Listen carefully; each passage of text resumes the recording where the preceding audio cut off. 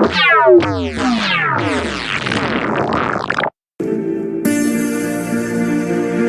on the full armor of God, so that you can take your stand against the devil's schemes. For our struggles is not against the flesh and blood, but against the rulers, against the authorities, against the powers of this dark world, and against spiritual forces of evil in heavenly realms.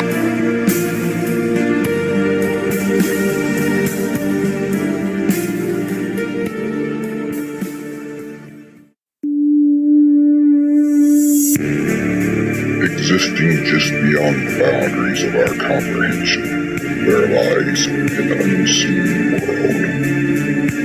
A world that exists just beyond the veil of darkness. A world that should be left undisturbed. You're listening to the Cajun Demonologist podcast.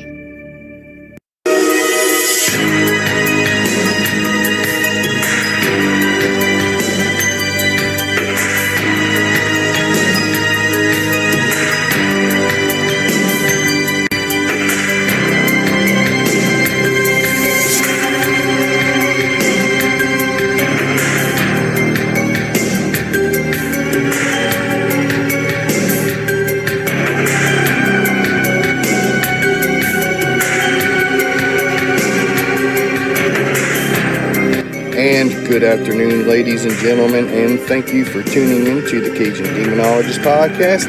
I am your host, Jeremy Leonard, the Cajun Demonologist. I am broadcasting deep within the swamps and the bayous of southern Louisiana. So, in today's episode is going to be very important. We are going to discuss how to properly protect yourself against the forces of evil. Now, this applies in everyday life or when you are doing a paranormal investigation or communicating with the spiritual world. I feel that this is something that gets taken for granted 98% of the time. People have this misconception that all it takes is for them to simply say, okay, I am going to be protected against any forces of evil or any spirits that wish harm upon me, and it will be so. However, this couldn't be further from the truth. There are a lot of components that goes into properly protecting yourselves. Now, as I just stated, properly protecting yourselves. Protecting yourselves as a blanket or an overlay is one thing. However, properly protecting yourselves so that evil spirits cannot, one, get inside your mind and manipulate you, and number two, so that they cannot inflict any kind of physical, emotional, or psychological harm against you. In order for this to take place, there are certain components that must be made, and that is what we are going to get into today.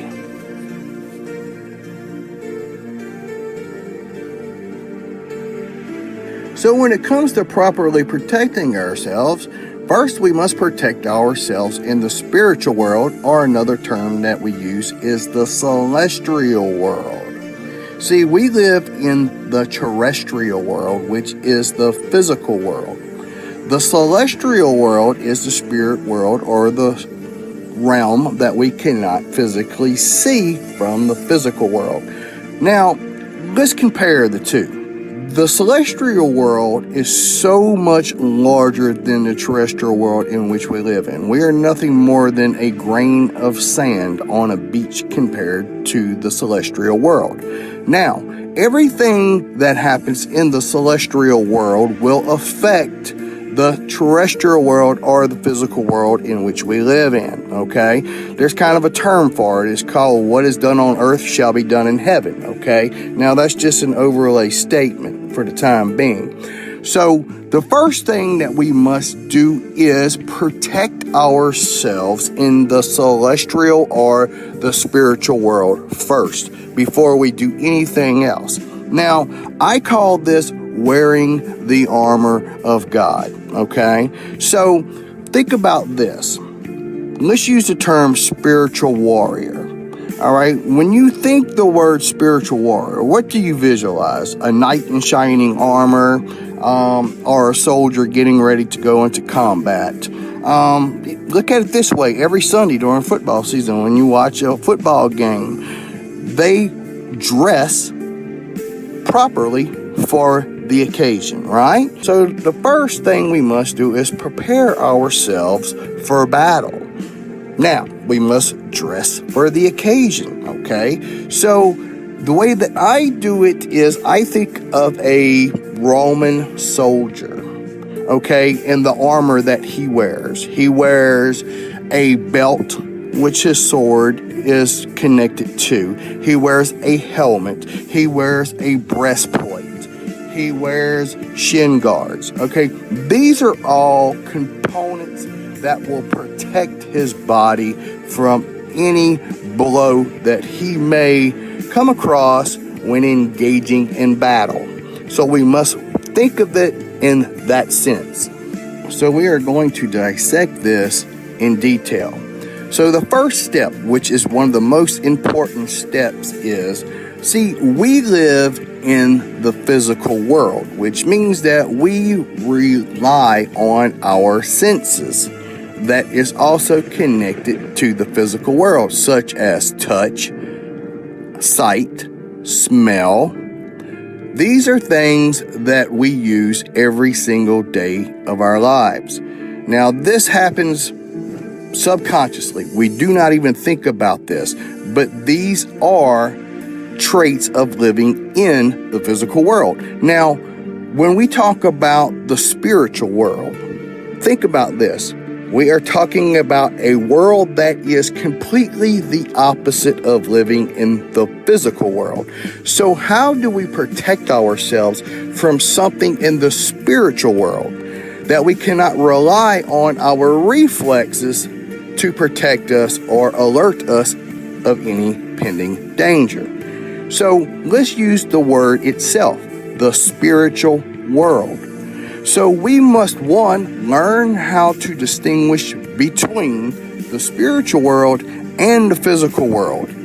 And we must also be able to walk in both the spiritual world and the physical world, okay?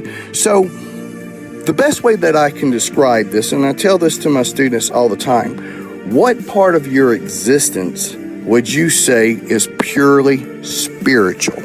What is the spiritual side of your existence? It is going to be your thoughts. You see, your thoughts is the purely spiritual side of your existence. That's what makes me different than you different than your neighbor, and so on. Now, what most people don't understand is that when we think our thoughts, which is purely spiritual, either consciously or subconsciously, we visualize in our mind everything that we are thinking, whether it is in like watching a movie, it could be words that flash in our mind when we are thinking our thoughts, or images. Okay, so what is happening when we think our thoughts and we visualize or imagine everything that we are thinking? So now we are taking something from a purely spiritual state and transforming it or manifesting it into the physical world in which we live in. You see, the way that we perceive the world is by our very thoughts. And I'll give you a prime example of this. Take a generic flower, for an example. One person will think that it is the most beautiful flower they have ever seen. The person standing beside them may look at them and say, "Flower? That's nothing but a piece of weed. That's no flower. There's nothing beautiful about it." So the point is here, it is all on how we perceive the physical world in which we live in through our thoughts. And we will continue our discussion right after these words from our sponsors.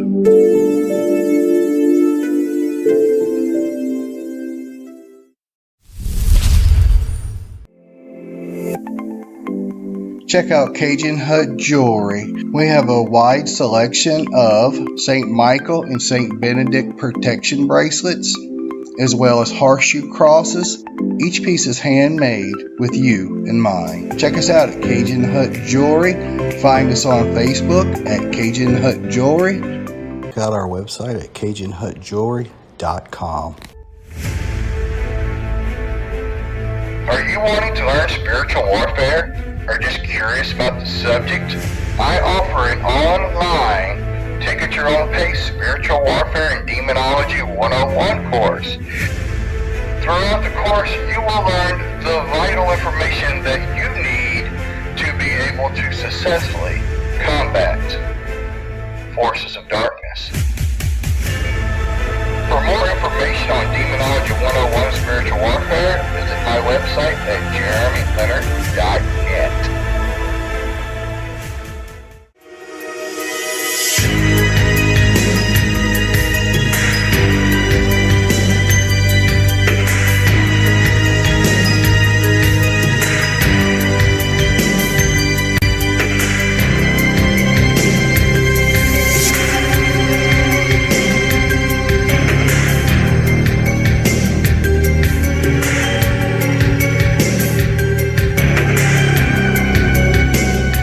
Welcome back to the Cajun Demonologist podcast. Okay, so in the last segment, we talked about wearing the armor of God. And each component has a specific meaning. Now, it's very important to understand that if you do not have a meaning behind each component of the armor of God, then it's just useless. It has no divine power. So, let's use this for an example. A crucifix is nothing more than an animate object. It's your faith in it that gives it its divine power, right? So the same concept applies to each piece of armor. So as we put on each piece of armor, what we want to do is clear our mind. Okay, I don't want to use the word meditate, but basically you want to meditate. Clear your mind of all thoughts. Clear your mind of all emotions. Visualize yourself putting on each component, each piece of armor. And each piece of armor represents something specific. So, like the belt of truth, okay? Now, we must understand that when we say the belt of truth, we're saying this in language in the physical world, right? The celestial world doesn't hear our voices, okay? They hear vibration energy. So when we talk about putting on the belt of truth, feel the truth within yourself. Feel that energy. Harness that energy. When we talk about putting on the breastplate of righteousness, think of what righteousness means to you.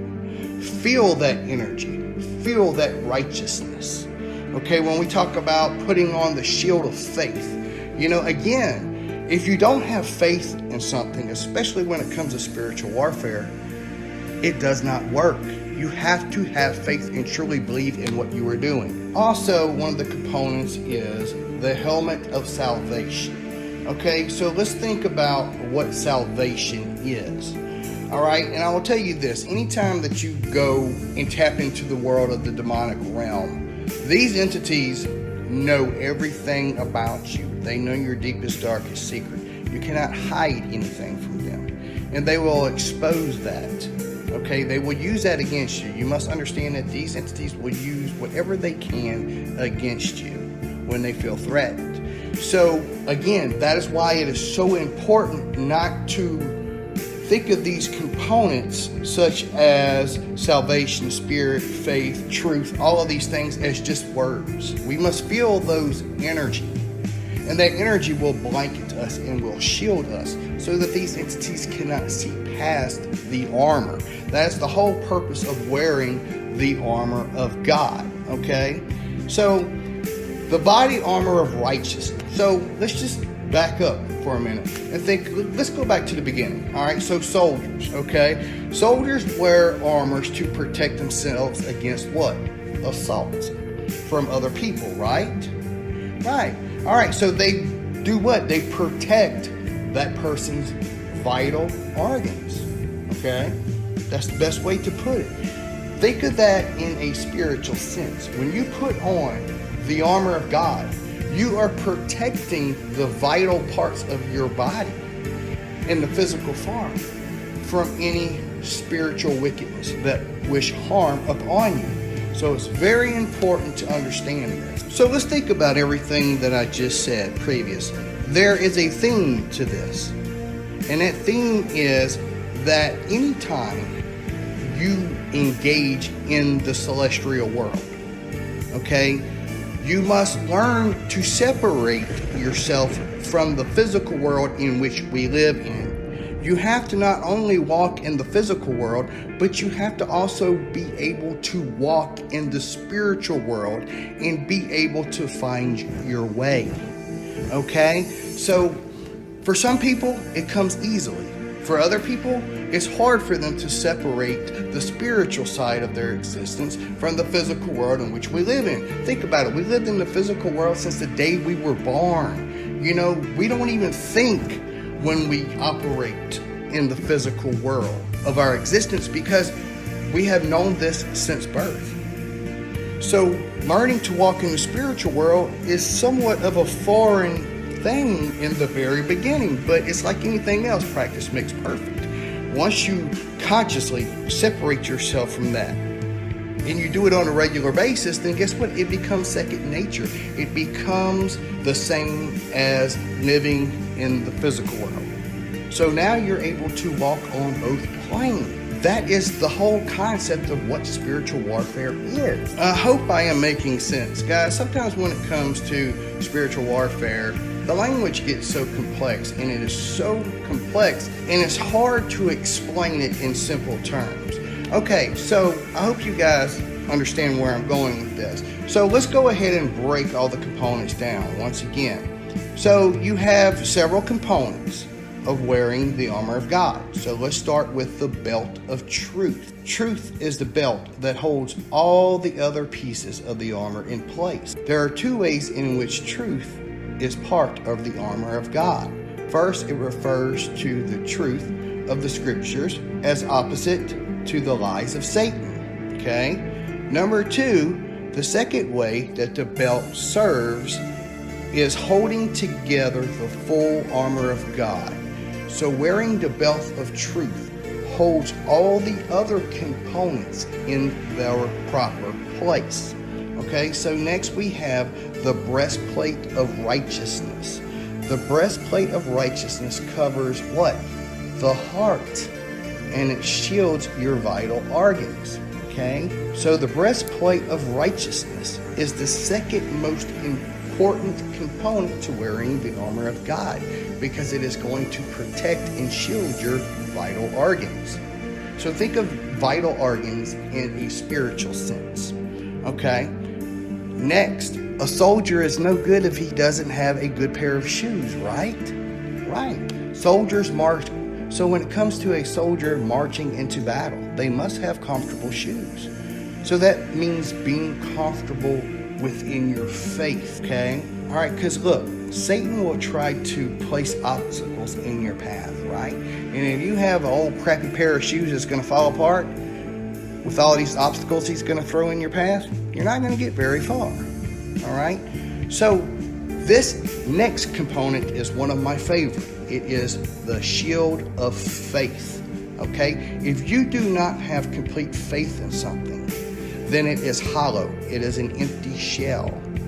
And it doesn't have the density that it needs to protect you from blows that the enemy may throw or thrust upon you. So the shield of faith is very important. The next component is going to be the helmet of salvation. Look, if you do not have salvation, and salvation can mean many different things to many different people, okay? So the helmet of salvation protects your head. Okay, it shields your head. Okay, so that the enemy cannot get inside your head and manipulate you and distort your thoughts and your feelings. So, look, the helmet of salvation is also one of the most vital pieces of wearing the armor of God. Hell, in fact, every component is vital. It's almost to the point to where you have to have each one of these components. And to say that one is more important than the other one that really doesn't hold water, because without all of these components, you will be defeated by the enemy. So what is another thing that every soldier needs? He needs a weapon, right? The sword of the Spirit. The sword of the Spirit is a weapon. It's an offensive weapon of the armor of God. Okay? It is a defensive object that you use to combat your enemy. Think about this. The best way let's use Jesus, all right? So those of you who know the Bible, when Satan tempted Jesus, whenever he went out into the wilderness, okay? Satan tempted Jesus, all right, with God's word. Satan said, bow down to me and I will give you the world. But did Jesus surrender? No, he used his sword of the Spirit and told Satan to be gone. And then he stomped on the head of the serpent. That is a great metaphor, guys. Because what the devil, he will try to seduce you with temptations. And if you fall for it, then he has you. You are now a prisoner. You are held captive by Satan. So don't fall for those old tricks.